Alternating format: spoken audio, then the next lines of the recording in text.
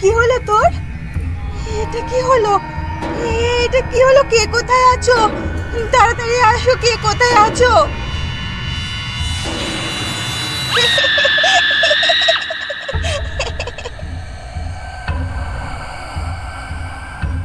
কি হলো তোর?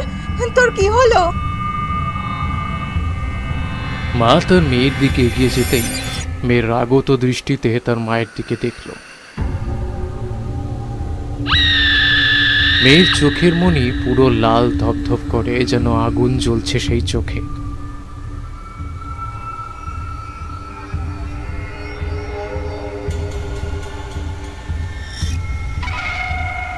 হঠাৎই হাত দিয়ে চেপে ধরল নিজের মায়ের গলাটা। কে আছো? কে আছো? আমাকে বাঁচাও! আমাকে মেরে ফেললো! বাঁচাও! 16-17 বছরের মেয়েটা তার মায়ের গলা টিপে মাকে ছিঁড়ে ফেলে দেয় দেওয়ালের দিকে।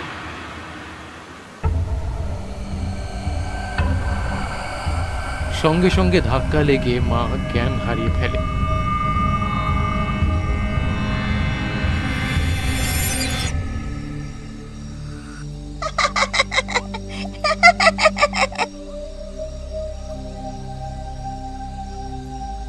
কিশোরী আর বিভূতি গরম গরম তেলে ভাজার দোকানে দাঁড়িয়ে আছে। তেলে ভাজার কড়া থেকে গরম গরম বেগুনি আর আলুর চপ কিনে নিয়ে তারা রওনা দেয় তাদের প্রিয় ঠাকুরমশাইয়ের বাড়ির দিকে।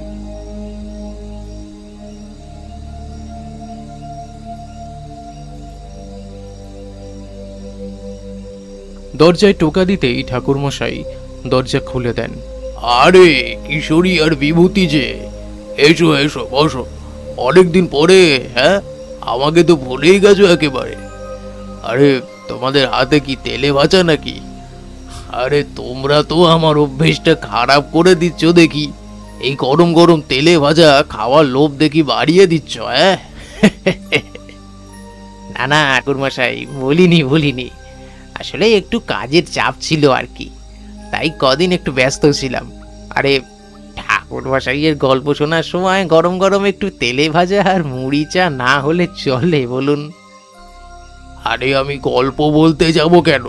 দেখো, আমি যা বলি সবই সত্যি অভিজ্ঞতা দিয়ে, সত্য ঘটনা যা আমার জীবনকালে আমি দেখেছি ও আমার সাথে ঘটেছে। আসলে আমি তা বলতে চাইনি ঠাকুরমশাই। এই সন্ধ্যের আড্ডাটা একটু ওই আম তেল মাখানো মুড়ি আর গরম গরম চপ, ব্যাস জমে যাবে, তাই না বিভূতি? আর তার সাথে আপনার সঙ্গে ঘটা কিছু সত্য ঘটনা। একদম একদম। এই চারিমা, এই তেলে ভাজাটা নিয়ে যা মা। হ্যাঁ কাকা বাবু, বলুন। আমি গরম গরম তেলে ভাজা নিয়ে এসেছি, এই নাও। কাকা বাবু, তেলে ভাজার সাথে গরম গরম মুড়ি নিয়ে আসি, তার সাথে একটু চা কাকা বাবু। আর আপনার সাথে একটু কথা ছিল। আগের বারে আপনি শহরে চলে গেছিলেন, আমাকে বলেননি। এবারে শহরে গেলে আমার জন্য কাচের চুড়ি এনে দেবেন। মারে, একটু ভুলে গেছিলাম। ঠিক আছে, নিয়ে আসবো। ঠাকুরমশাই, আজকে আপনার কাছ থেকে একটা সত্য ঘটনা শোনার নেশায় দুজনে এসেছি। কিছু অভিজ্ঞতার কথা আমাদের শোনান না। কিশোরী বিভূতি মাঝে মাঝেই তারানাথ ঠাকুরমশাইয়ের কাছে আসে। ঠাকুরমশাইয়ের কাছ থেকে ঠাকুরমশাইয়ের জীবনে ঘটে চলা বিভিন্ন রকমের অলৌকিক ভৌতিক অভিজ্ঞতার গল্প শোনার জন্য। যদিও মাঝে মাঝে কিশোরী একটু সন্দেহ করে যে এগুলো আদতে সত্যি নাকি আজগুবি গল্প, কিন্তু তবুও তারা তারানাথের মুখ থেকে এই সমস্ত অদ্ভুত অভিজ্ঞতা শোনার নেশায় চলে আসে। কিছুক্ষণ বসে থাকার পরে মুড়ি খেতে খেতে তারানাথ বলতে শুরু করলো। শোনো তবে, আজকে তোমাদের একটা ছায়া প্রেতের কথা বলি। অনেক দিন আগে আমি গোপীগঞ্জ যাচ্ছিলাম ট্রেনে করে।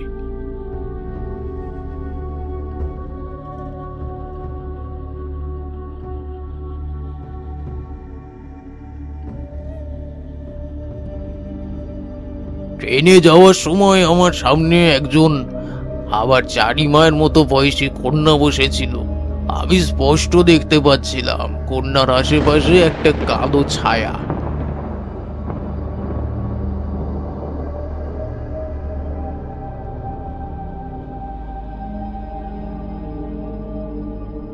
আমার আসলে গোপীগঞ্জ এক যজমানের বাড়িতে শান্তিযজ্ঞ করার কথা ছিল। আমি সেই কন্যাকে আমার ঝোলা থেকে একটা তাবিজ বার করে দিই।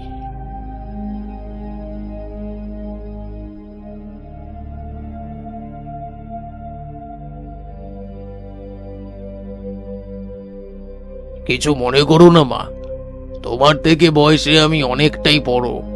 তোমার আশেপাশে আমি একটা খারাপ শক্তি অনুভব করছি। একটা কথা বলবো, শুনবে? তোমাকে আমি এটা দিচ্ছি, তুমি এটা হাতে পড়ে নাও, কেমন? আরে না না, এতে ভাবার কি আছে? আপনারা হচ্ছেন সাধু মানুষ, আপনারা এমন অনেক কিছুই দেখতে পান যেগুলো আমরা দেখতে পাই না। দিন, আমাকে দিন, আমি মেয়েকে পরিয়ে দিচ্ছি। আরে আপনি যে কি বলেন না, সত্যি এইসব আবার আজকালকার দিনে কেউ বিশ্বাস করে নাকি? তত সব আজগুবি কথা, আমি এগুলো পড়বো না। আমার কথা শোনো মা, এটা সঙ্গে রাখো। এতে তোমার কোনো ক্ষতি হবে না, বরং উপকারী হবে। আমি না স্পষ্ট অনুভব করছিলাম ওর সামনে খুব বড় একটা বিপদ, কিন্তু আমাকে গোপীগঞ্জে যেতেই হতো। তাই আমি ঠিক করলাম তাদের বাড়িতে কাজ করার পরে আমি এই কন্যার পরিবারের সাথে আবারও দেখা করব। তাই কন্যার মায়ের কাছ থেকে আমি সমস্ত ঠিকানা নিয়ে নিলাম। যজমানের বাড়িতে কাজ সেরে আমি বাড়ি ফিরে আসতে 2 দিন লেগে গেল। এর মধ্যে আমি সেই কন্যার কথা ভুলেই গিয়েছিলাম। আমি বাড়ি এসেছিলাম, হঠাৎই একদিন রাত্রেবেলা আমি স্বপ্নে দেখতে পেলাম সেই কন্যার মুখ এবং তার পেছনে কালো ছায়া। হঠাৎই আমার ঘুমটা ভাঙিয়ে দিল।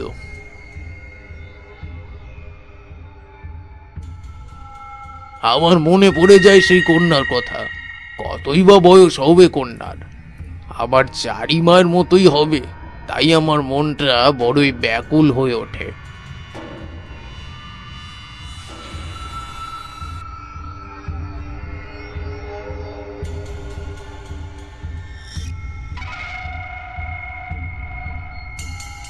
পরের দিন সকালবেলায় বেরিয়ে পড়ি।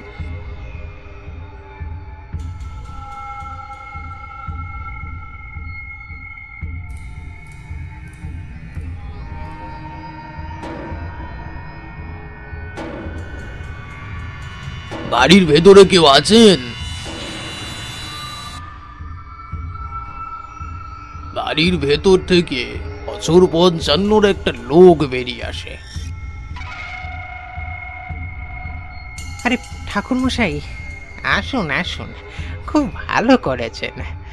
ঠাকুরমশাই, আপনি যে এসেছেন, আমার স্ত্রী আপনার কথা বলছিল, কিন্তু আমরা তো আপনার ঠিকানাটা জানতাম না। তাই আমরা দিন রাত শুধু প্রার্থনা করতাম আপনি যাতে আমাদের বাড়িতে আসেন। কন্যার মা ঘর থেকে বেরিয়ে আসে। আপনি এসে গেছেন, আমি এবার একটু শান্তি পেলাম। মেয়েকে অনেকবার এই কাগজ পড়তে বলেছিলাম, কিন্তু আমার মেয়ে শোনেনি। পরে নিয়ে আমার মেয়ে ভীষণ অসুস্থ, ঠাকুরমশাই, ভয়ঙ্কর সব কাণ্ড ঘটাচ্ছে আমার মেয়েটা। রাতের বেলা বাড়ি থেকে বেরিয়ে যায়,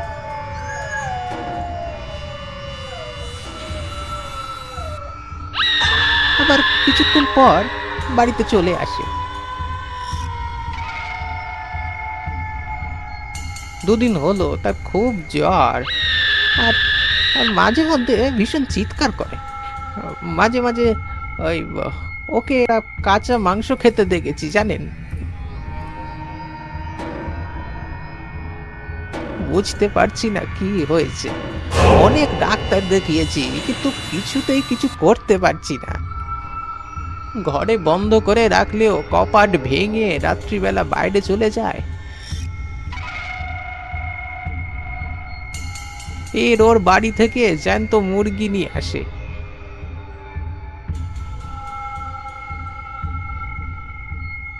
ঘরের ভেতরে বসে খেতে থাকে।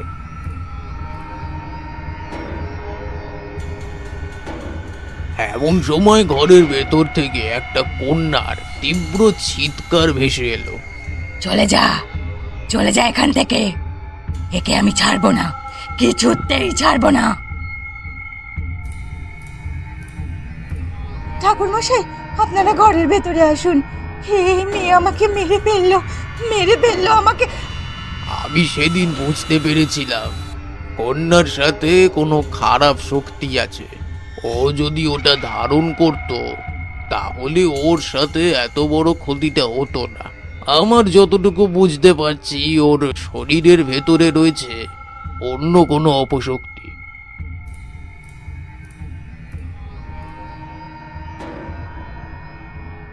আমি আর মেয়ের বাবা দুজনেই ঢুকে যাই ঘরের ভেতরে।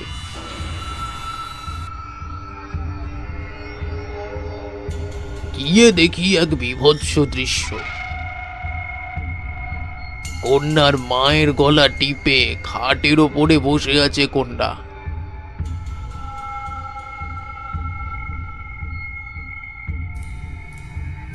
কন্যার চোখ দুটো সাদা, তাতে মনি নেই।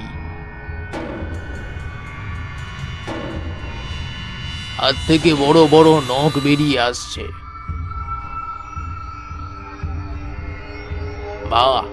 মানে এই বাচ্চা মেয়েটাকে তুই রক্ষা কর রে মা।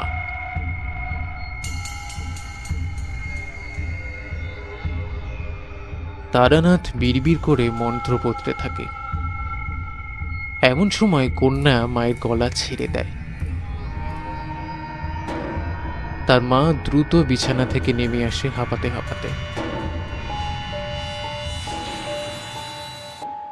তারানাথ লক্ষ্য করে কন্যা আস্তে আস্তে বিছানায় লুটিয়ে পড়ছে।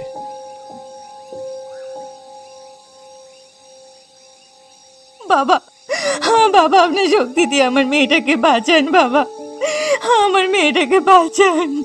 মা চিন্তা করবেন না, মধু সুন্দরী দেবীর কৃপায় আমি যতটা পারবো তা অবশ্যই করব। আপনার কন্যার কোনো ক্ষতি হতে দেব না। আমি যখন ওর বাবা মার সাথে কথা বলছি তখন মেয়েটা হঠাৎ করেই উঠে উন্মত্তের মতো হাসতে হাসতে বাড়ি থেকে দৌড়ে বেরিয়ে যায়।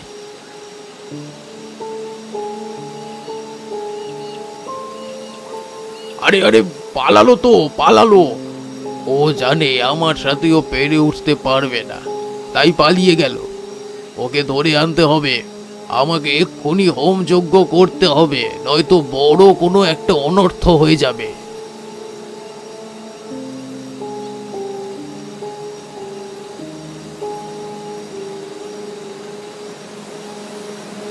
আমি সব যজ্ঞের সামগ্রী আনিয়ে নিলাম।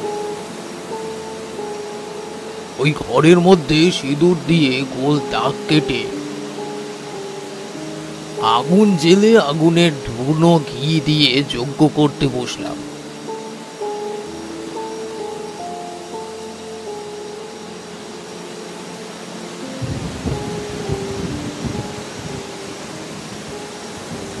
এইভাবে কিছুক্ষণ যজ্ঞ করছি, বাইরে ভীষণ ঝড় উঠেছে, যেন কোনো শক্তি তার ধ্বংস লীলায় মেতে উঠেছে।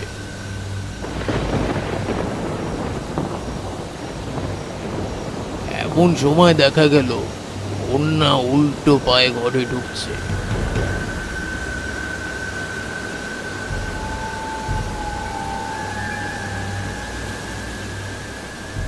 তাকে যেন কেউ ঢুকতে দিতে চাইছে না, কিন্তু কোন মন্ত্র বলে নিজের ইচ্ছের বিরুদ্ধে বাধ্য হচ্ছে ঘরে প্রবেশ করতে। তার সে কি রাগান্বিত চেহারা, কি হিংস্র তার চোখ মুখ। না না, আমি কোনো ক্ষতি করিনি। আমি একা একা এখানে আসিনি। ও কেন শ্মশানের ধারে গিয়েছিল? সন্ধ্যের পর চুল খুলে ঘুরছিল, তাই ওকে আমি ধরেছি। ওর পিছনে পিছনে আসতে বাধ্য হয়েছি। ও ও চুল আমার গায়ে ঠেকেছে, তাই আমি বাধ্য হয়েছি ওর সাথে আসতে। আমাকে ছেড়ে দাও আমাকে। ওকে আমি নিয়ে যাব। শুধুমধু এই বাচ্চা মেয়েটাকে কষ্ট দিস না, ছেড়ে দে, ছেড়ে দে, তুই তোর জগতে চলে যা।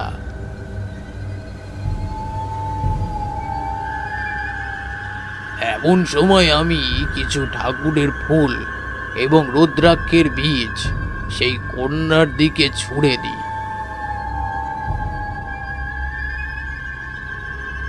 সেই কন্যার শরীর থেকে একটা কালো ছায়া বেরিয়ে আসে।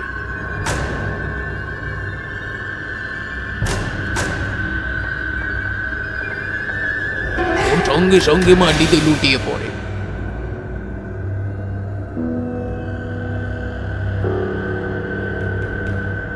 কেন আমাকে এত কষ্ট দিচ্ছিস? আমি তো তোর কোনো ক্ষতি করিনি, আমি তো কারোর কোনো ক্ষতি করিনি। আমি তো ওই গাছে থাকতাম, ওই তো এসে।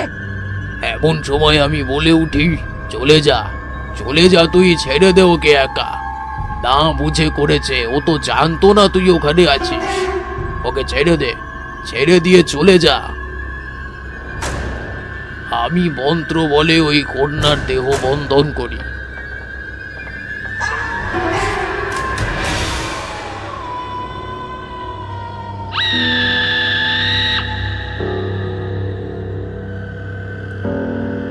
অনেকবার ছায়া প্রেত ওই কন্যার শরীরে ঢুকতে যায়, কিন্তু প্রত্যেকবারই সে বাধাপ্রাপ্ত হয়।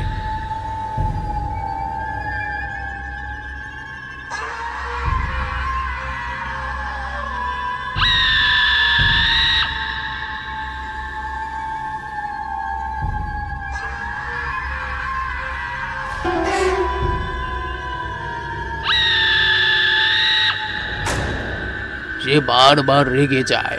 খুব ভুল করছিস, খুব ভুল করছিস। আমি ঠিক কাজ করছি, আর আমি জানি সেটা। আমি তোর মুক্তির ব্যবস্থা করব। সুন্দরী দেবী আমাকে বারবার বলেছে, যে কোনো পরিস্থিতিতে সব সময় অপরের সাহায্য করতে। আমি তোকে সাহায্য করব। তোর আত্মার শান্তি পাবে। তোকে আর প্রেত হয়ে ঘুরতে হবে না প্রেত লোকে, তুই নতুন জীবন পাবি। সত্যি সত্যি বলছিস তুই? আমি নতুন জীবন পাবো? তাহলে তাহলে আমাকে মুক্ত করে দে এই প্রেতলোক থেকে, মুক্ত করে দে। ভীষণ কষ্ট, ভীষণ কষ্ট।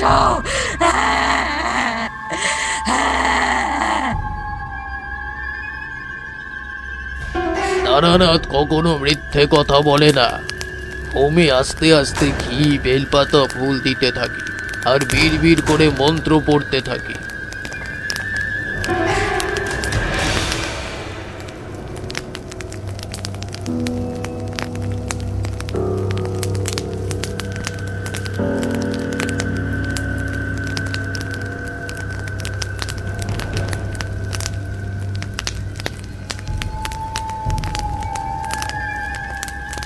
আস্তে আস্তে ছায়া মূর্তি মিলিয়ে যায়,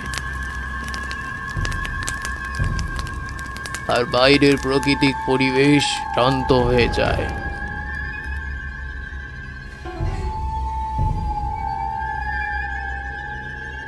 আপনি চিন্তা করবেন না মা, আপনার কন্যা এখন পুরোপুরি সুস্থ। আমি উঠি, আমাকে যেতে হবে মা, আমাকে অনুমতি দিন এবারে। বাবা, অনেক রাত হয়েছে, আজকের দিনটা থেকে গেলে হতো না? কালকে না হয় যেতেন। না না না, আমার থাকলে হবে না। আর অবশ্যই আপনার কন্যাকে সাবধান করে দেবে, চুল খুলে শ্মশানের ধারে না যাওয়াটাই ভালো। অনেক অনেক অনেক ধন্যবাদ আপনাকে। আপনি নিজে থেকে আমাদের বাড়িতে এসে আবার আবার মেয়েকে বাঁচালেন। এ তো আমার কর্তব্য। সমস্ত বিপদ কেটে গেছে বুঝেই আমি বাড়িতে ফেরার উদ্দেশ্যে পা বাড়াই।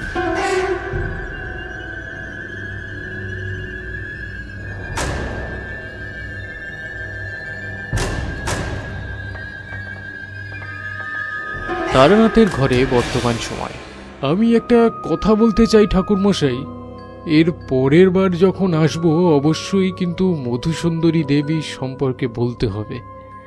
আপনার মুখে অনেকবার ওনার নামটা শুনেছি, কিন্তু আমাদের দেবীর নামে তালিকায় কখনো ওনার নাম কিন্তু শুনিনি। আমি আজকে যা সবই মধুসুন্দরী দেবীর কৃপায়। পরের বারে ওনার সম্পর্কে আমি অবশ্যই তোমাদের বলবো। সন্ধে হয়ে গেছে ঠাকুরমশাই, উঠি তবে। হ্যাঁ, আবার অন্যদিন আসবো। হ্যাঁ ঠাকুরমশাই, আজকের মতো উঠি। কেমন লাগলো আজকের গল্প? কমেন্ট করে জানাতে ভুলবেন না। আমাদের চ্যানেলটিকে সাবস্ক্রাইব করে বেল নোটিফিকেশন অন করতে ভুলবেন না, এমনই নতুন নতুন আমার গল্প শুনবার জন্য। দেখা হচ্ছে পরের গল্পে। সকলে সুস্থ থাকবেন। ওম শান্তি।